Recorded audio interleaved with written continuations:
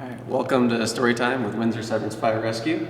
I'm Engineer Ben, and today we're going to read No Dragons for Tea, Fire Safety for Kids and Dragons.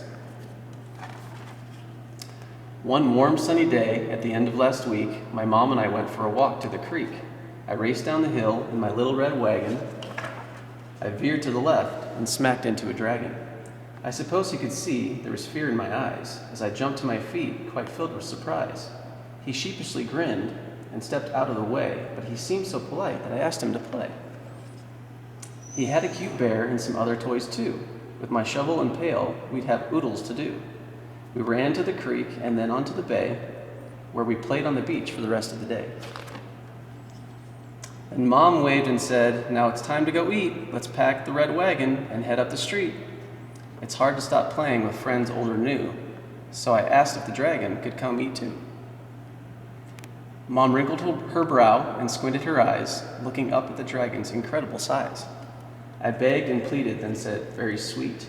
We won't make a mess. We'll be tidy and neat." So at last she said, "Yes, just this once, I'll agree. You may have the dragon come over for tea." We had carrots and apples, thick slices of ham, with fresh homemade biscuits and strawberry jam, cold glasses of milk, and a great big dill pickle, but the pepper we sprinkled sure made my nose tickle. Then the dragon's nose twitched and he started to wheeze. His eyes misted up and he blew a great sneeze. Achoo! Well, we all know what happens when dragons achoo. Flames shot from his mouth and from both nostrils too. Our tablecloth sparked and then burst into flame, and the curtains that hung right beside did the same. The smoke alarm rang. What a loud, piercing sound. It meant, "Get out fast," so I dropped to the ground. The room filled with smoke as I crawled on the floor and started to make my way to the front door. The dragon got scared and decided to hide, but I knew when there's fire, we must get outside. I grabbed his thick tail, and with one mighty tug, I pulled that big dragon from under the rug. I crept down the hallway and said, "Follow me, I know the way out. We must meet by the tree." So Mom and the dragon and I all met there. Then that silly old dragon went back for his bear. We ran up and caught him and wouldn't let go. And I said, "Listen, dragon, here's what you should know. Don't ever go back. That just will not do. We can get a new bear, but we can't replace you." Since the fire was burning inside of our home, we went to the neighbors to borrow the phone.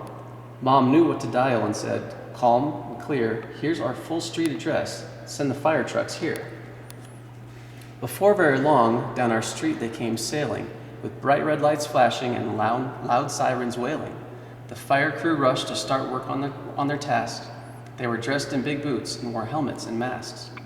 They hooked up the hose and ran into the house, where they sprayed streams of water in order to douse the table, the curtains, our lovely snack too, and it didn't take long till that fire was through. The fire chief called out the door with a shout. The smoke made a mess, but the fire's out. My poor friend the dragon knew he was to blame, so he hung down his head and wept great tears of shame.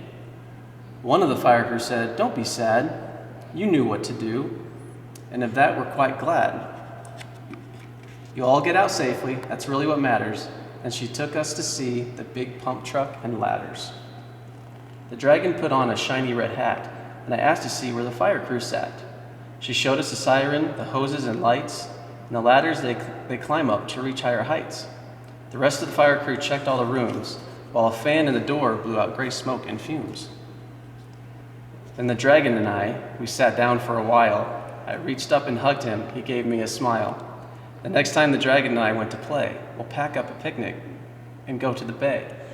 We are friends, tried and true, the best we can be, but I'll never again invite dragons for tea.